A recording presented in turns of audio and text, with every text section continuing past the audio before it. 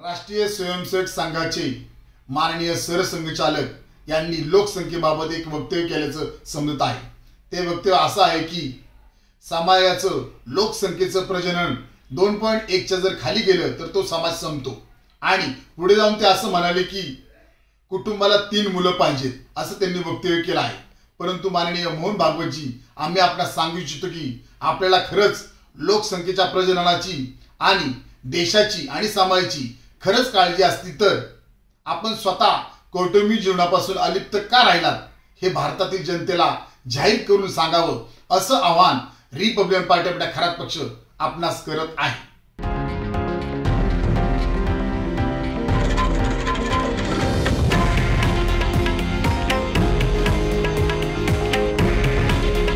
हे आहे देशातील नंबर 1 न्यूज नेटवर्क आणि आपण पाहत आहात TV9 मराठी। काळजी तुमची, हित महाराष्ट्राचं।